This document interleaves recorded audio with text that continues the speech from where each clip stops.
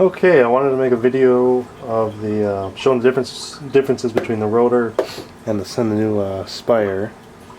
So, yeah, here we go. Differences in the packaging, really. The Spire has a pretty cool display case that it comes with. It's kind of a harder plastic versus the cardboard from the Rotor. To open her up, you got these little tabs.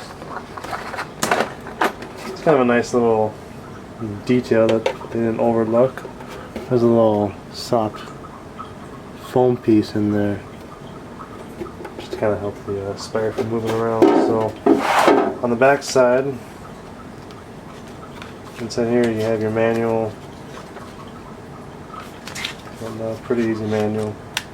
Explains everything nicely. Then you have the Rotor, or I'm sorry, the Spire itself. Just kind of rests inside this little pocket. Sits like so. The Rotor, I'm sure you've all seen, it's pretty easily. You just kind of open her up like so. Sits in there. Then on the back side you have a warranty card and manual, similar to the Spire. So I don't have a ton of use with the Spire, maybe 10 cases or so not much, versus the thousands with the Rotor. But two things I noticed at the get-go is I really love how large the opening is compared to the Rotor. And it's kind of like the Z2 loader opening versus a Rotor. So I've got a pod. So, a pod and the Rotor pretty much takes the entire pod, you see. So when you're loading it, I almost pretty much dump paint almost every time, but I think I get that perfectly, whereas the Spire, you have some wiggle room in there. So I really like that about the Spire. That's a really neat feature. I like that the Rotor has this anti-jam fin that, works most of the time, but not every time. They claim that the Spire is an anti-jam from those paddles, and I never had a jam on me. Again, that was only 10 cases worth. So, they both are toolless disassembly. For the Spire, you just kind of flip this tab up like so, and then push down on it like that. It's just like the whole top comes right off, and all that does, you push that tab, is just do that little switch right there.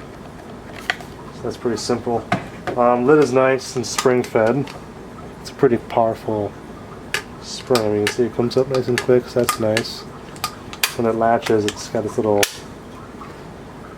tooth, I guess you would call it. That just snaps on. And the tray is pretty easy to move out. You just push this tab down, and the whole thing kind of pops out like so. Inside here is just a shell. Nothing special about that. Never really got past taking this thing apart from here, but this is a pretty nice little Velcro strap. You can do it like that, or if you want to, do it like that. Either way, those batteries aren't going to go anywhere. These fins, they are flexible, so they claim that is what helps the anti-jam. These little wings, or these little fins, are rubber. Alright, let's put that to the side. Rotor, pretty easy to disassemble. Just flip this tab up here, push that tab in. The whole thing comes apart like so. This is just a shell. The spring isn't as powerful on this lid, but it comes up with some force. Not sure how much this matters to someone, but just kind of the little details that I noticed. Yeah, it comes up with some force. This guy, not so much. This guy too closes on a little lid, or a little lip. That little lip right here. So that grabs. So this tray has a little bit more pieces to it versus the Spire's tray. First off, you push this little tab forward right here. Push it towards the front. That'll pop up your initial tray. Then inside the rotor, 2 little fins. Out comes the entire deal. So this is a lot more pieces to the rotor, but it's really simple to clean. That goes back in like so.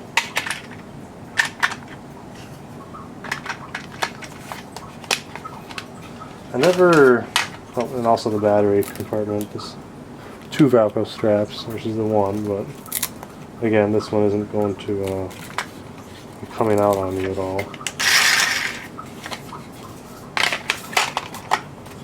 So I never did. I don't know if this. I don't want to try, but I'm pretty sure this guy does pop off. But I'm not really sure what you can even get at if you do that. I mean, besides, yeah, I'm not even sure what you can get at if you pull this guy out. So I want to talk about positives and the pluses and negatives for each. I already mentioned it, the main thing I like about the Spire is the size of the opening. Back this up a little bit.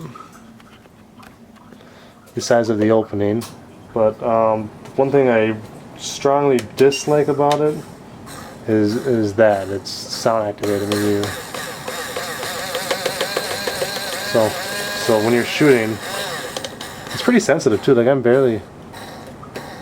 Of course now it's not doing it. I'm barely tapping on it, and so it's nice and sensitive. You can adjust sensitivity, I think, in the settings. But I don't like how when you're not shooting, like let's see, for example, see, well, it's trying to shoot right there, and as soon as you start, it'll continue to feed. So if you shoot your hopper dry, it's gonna sit there and go, I mean, which isn't much better than that. But I don't know, this was just annoying to me. I have some GoPro footage from that time I did the 2v2 battle, and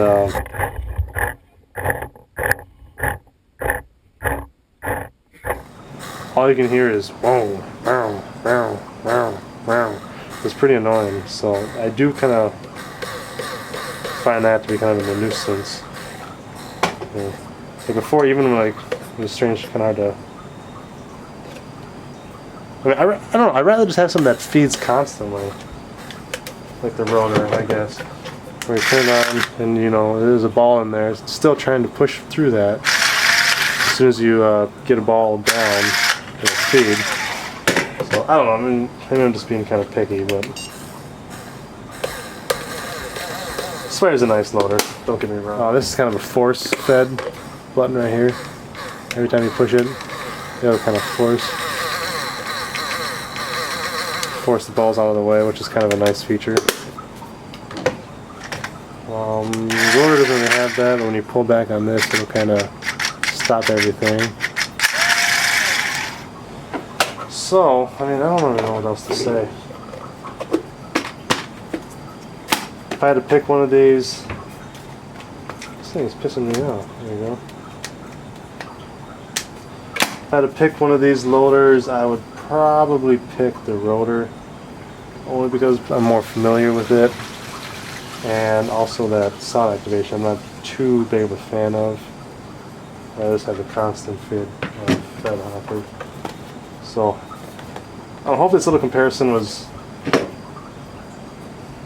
I guess, partially acceptable for some. Let's see if I can get some size comparisons.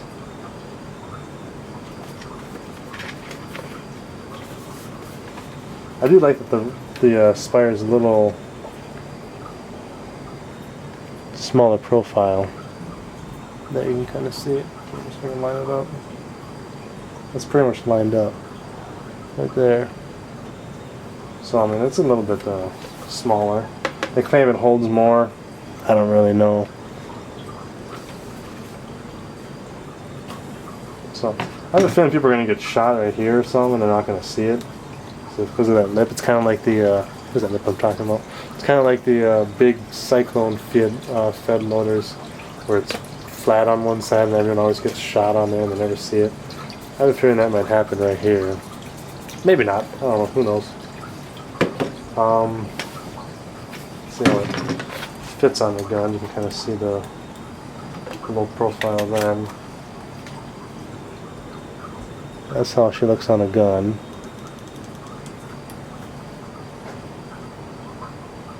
Well, it's pretty cool looking hopper. See how it's a little bit taller in the back?